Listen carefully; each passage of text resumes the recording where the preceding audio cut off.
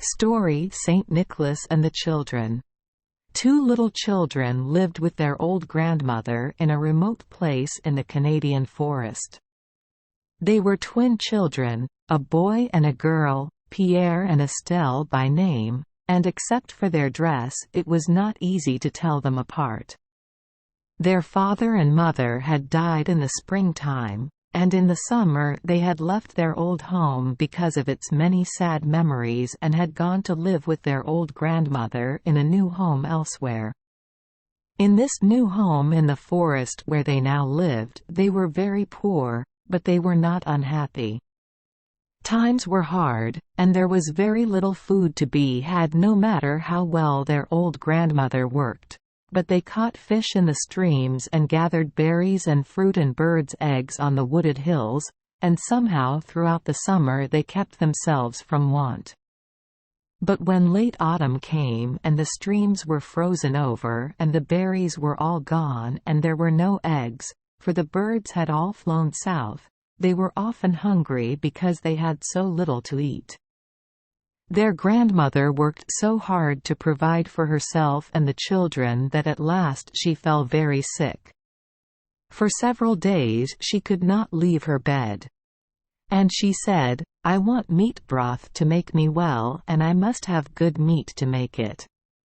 If I do not get meat I can have no broth, and if I do not get broth I shall not get well, and if I do not get well I shall die. And if I die you two children will surely starve and die too. So meat and meat alone can save us all from starvation and death." So the two children, to keep themselves and their grandmother alive, set out one morning in search of meat to make the broth. They lived far from other people and they did not know where to go, but they followed the forest path. The snow lay deep on the ground and sparkled brightly in the sunlight. The children had never before been away from home alone and every sight was of great interest to them. Here and there a rabbit hopped over the snow, or a snowbird hovered and twittered overhead, all looking for food like the children. And there were holly berries growing in many places, and there was mistletoe hanging from the trees. And Pierre, when he saw the holly berries and the mistletoe, said, "Saint Nicholas will be soon here, for the trees are dressed and ready for his coming." And Estelle said, "Yes, Saint Nicholas will be soon here," and they were both very glad thinking of his coming. As they went along in the afternoon, they came upon an old man sitting at the door of a small house of spruce boughs under the trees close to the forest path. He was busy making whistles, whittling willow wands with a knife and tapping gently on the bark until the bark loosened from the wood and slipped easily off. The children stood and watched him at his strange work, for he had merry twinkling eyes, and a kindly weather-beaten face, and thick white hair, and they were not afraid. "Hello," said the old man. "Hello," said Pierre. "Why are you making willow whistles?" "I am making them for Saint Nicholas," said the old man. "He is coming soon for his yearly visit. Indeed he is already in the land. When he makes his rounds he always gives whistles, among other things, to good children, and I must have a great store of them ready for him when he comes, for there are many children to supply." Then he went on whittling busily with his knife. The children watched him for a long time in silence, and they thought what a fine thing it must be to work like the old man for Saint Nicholas, in his little house of boughs under the forest trees. Then the old man said, "You are very small children. What are you seeking so far away from people?" And Estelle answered, "Our old grandmother is very sick, and we are looking for meat to make broth to make her well." The old man was sorry he had no meat, for he lived on other food. He told them that some distance farther along there was a butcher who always kept meat. But the butcher, he said, was a very wicked fellow, and sometimes little children who entered his shop never came out again. The children were very frightened when they heard what the old man said, and they wondered if they had better go back home. But the old man thought for a long time in silence as he whittled his willow wands, and then he said, "I will give you each a whistle, and when you blow it, Saint Nicholas will always hear it. You must never blow it except when you are in great trouble or distress, and when Saint Nicholas hears it he will know that you are coming to grief or that harm is already upon you, and he will come himself or send someone to your assistance. But you must blow only one blast. The whistle should be given only by Saint Nicholas himself when he comes at holly time into the land. But you are good children, and your old grandmother is sick, and you are trying to make her well, and I know that Saint Nicholas will not say that I have done wrong." So he gave the children each a whistle, and then fear left them, for they knew they could now come to no harm if they had the aid of Saint Nicholas. It was growing late in the afternoon, and the children set out on their way to find the wicked butcher. But they had many misgivings, and as they went on they grew faint of heart, for they wondered if the old man had told them the truth about the whistles, or if he was in reality a secret agent of the wicked butcher trying to lure them to their death. They resolved to search for meat elsewhere and to keep away from the butcher's shop. For a long time they searched, but without success. There was no meat to be had in all the land at any of the places they stopped to axe. Soon they came in sight of the butcher's shop. They were very frightened. But the sun had already gone down behind the trees, and night was coming on, and they had still no meat. And they knew that if their old grandmother was to get well, she must have meat to make broth. The shop, too, looked very pleasant and attractive in the cold winter evening.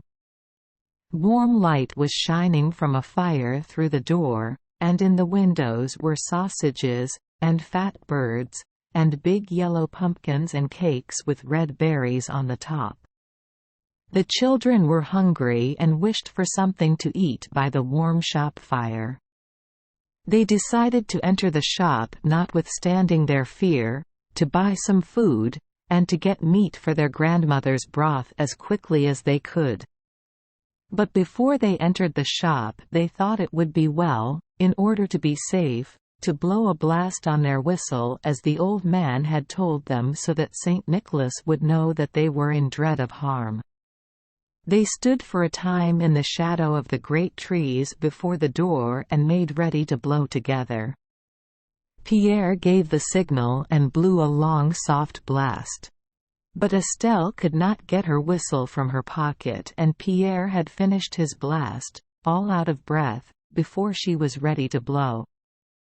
"Don't blow now," he said, "you are just like a girl, always." Too late. But blow she would, as the old man had told her, and before Pierre could stop her she blew a long soft blast on her whistle. Pierre was very cross, for he thought that now no good could come of it, as 2 blasts had sounded, but with his sister he entered the butcher's shop. The wicked butcher was in his shop, but not another person was about the place. It was all very quiet. The man was very glad to see the children, and he seated them by the warm fire, and gave them food, and although he shut the door tight behind them, their fear soon vanished. After they had eaten well and were warm again, they asked for meat to make broth for their old grandmother, and the butcher said he would give them plenty of good meat, although it was very scarce in all the land. There was a barrel standing in one corner. In another corner was a large hogshead reaching almost to the ceiling, and the butcher said that both of these were full of meat. Now the butcher was really the friend and partner of a wicked giant who lived in the forest. The giant's greatest delight was to eat little children. He liked no meal so well as a meal of little children, 2 at a time, pickled first in brine. He ate them always when he could get them, but he was not always successful in his search, for children were scarce in the land.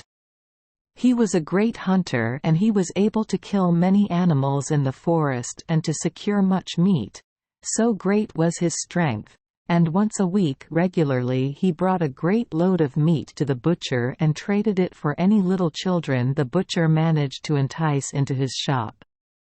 So the butcher got much meat at little cost. And the old man of the House of Boughs was right when he said that many little children who entered the shop never came out again. The butcher was very glad when he saw the two pretty little children. He was expecting the giant that evening on his weekly visit, and he thought gleefully of the great load of meat he would get from the giant in exchange for the children, for he would ask a big price, and he knew the giant would give all the meat he had for so good a meal. And he thought too of all the money he would get for the giant's load of meat. So he resolved to kill the children and pickle them in brine to await the giant's coming.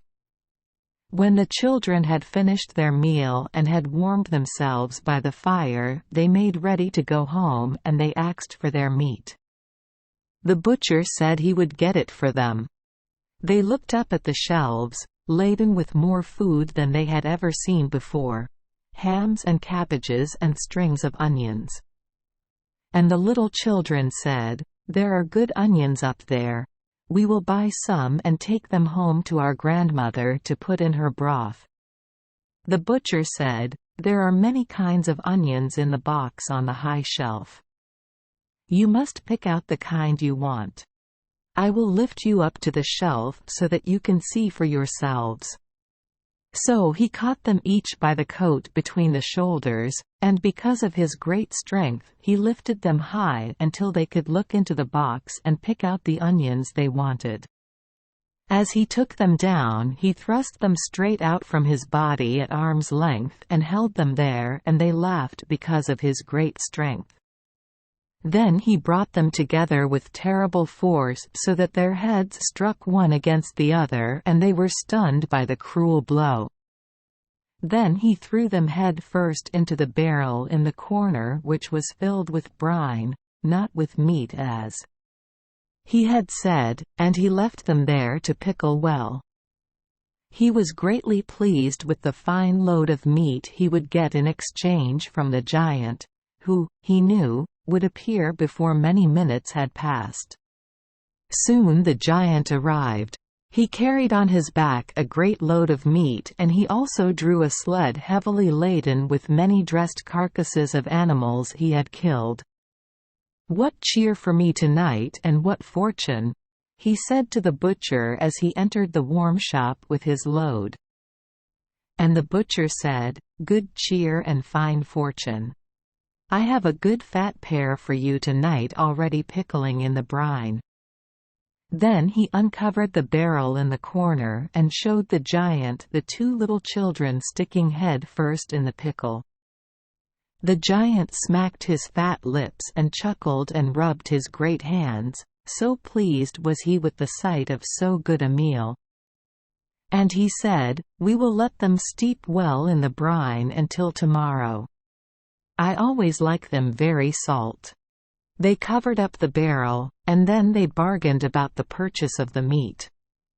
The giant agreed to give the butcher all his meat in exchange for the children. Then they sat by the fire drinking and eating until far on into the night. And the giant said that before they went to bed he would take another look at the children to see how they were pickling. So they went and uncovered the barrel. Now it chanced that Saint Nicholas was in the land at that time, as the old man of the House of Boughs had said. He had come into the land to bring his yearly gifts to little children. In the evening he was many miles away from the butcher's shop. But he heard the long soft blast of a whistle, borne on the still evening wind. He knew it to be one of his own whistles, and it told him that little children were in danger. But it was followed by another soft blast, the late blast of Estelle's whistle, and the two blasts meant that the danger was not yet very near to the children, that indeed it was far off, so he thought that there was no need to hurry to the children's aid. Moreover, Saint Nicholas was just then leaving tiny dolls for little babies in many little houses in the forest, and he decided to take his time and finish the giving of all these gifts before he set out to the place from which the whistle blast had come. At last he was able to go on his way. The snow lay deep in the forest, and traveling was hard, but the white winter moon was shining, and the path was bright, and Saint Nicholas moved along quickly on his snowshoes. Far on in the night he reached the butcher's shop from which he knew the children's note of fear had come. As he entered the shop, the giant and the butcher were just taking their last look before going to bed at the children sticking in the barrel of brine. They did not know Saint Nicholas, but when they saw him they quickly placed the cover on the barrel and were very much confused. Saint Nicholas was suspicious that they were about some wickedness, and he knew well that in some way or other the barrel was connected with the dreaded harm of which the children's whistle had told him, and he thought that perhaps the children were hidden in it. So he said, "I have come for meat. I want meat that has been pickled in brine. I should like a piece from that barrel." But the butcher said, "It is not good meat. I have better meat in the inner room, and I will get it for you." So the butcher and Saint Nicholas entered the inner room and closed the door behind them while the giant sat on the barrel in the corner, trying to hide it with his great fat legs. In the inner room was a barrel filled with brine, but with only a small piece of meat at the bottom. Saint Nicholas said he would take that piece. The butcher bent far into the barrel to reach down in search of the meat. But as he did so, Saint Nicholas picked him up by the legs and pushed him head first into the barrel of brine. He spluttered and kicked, but he stuck fast in the barrel, and could not get out. Saint Nicholas placed the cover on the barrel, with a great weight on top of it, and that was the end of the wicked butcher. Then Saint Nicholas returned to the shop where the giant was waiting, still sitting on the barrel. He told the giant that he wanted a piece of meat that lay in the bottom of the large hogshead of pickle in the other corner. He asked the giant to get it for him, as the hogshead was so high that neither he nor the butcher could reach down into it. The giant bent far into the hogshead and began groping for the meat at the bottom. Saint Nicholas took a large bone that lay on the floor, and standing on a box beside the hogshead he struck the giant a powerful blow on the head. The giant was only slightly stunned, but in his surprise he lost his balance, and fell head first into the brine. He yelled and kicked for a time, but his huge shoulders stuck fast. Saint Nicholas covered the hogshead, leaving the giant sticking fast in the pickle, and that was the end of the giant. Then Saint Nicholas uncovered the barrel in the corner into which he had seen the butcher and the giant looking when he had first entered the shop. There were the two children standing on their heads in the pickle with their feet sticking out at the top. He caught them by the legs and pulled them out, and by his magic power he soon brought them back to life. He gave them food and warmed them by the fire, and soon they were none the worse for their hour in the barrel of brine. Then he gave them meat and brought them back to their grandmother. And they made broth for her and soon made her well, and they were all happy again. And the land was troubled no more by giants, for Saint Nicholas never again allowed great harm to come to little children if they always kept his whistle near them and blew softly upon it when they were in trouble or distress. Thank you for joining us for today's fairy tale. We hope these stories bring joy and meaning to your day. If you love our channel, please hit the subscribe button so you won't miss any exciting tales. Wishing you a good night and sweet dreams. See you in the next story.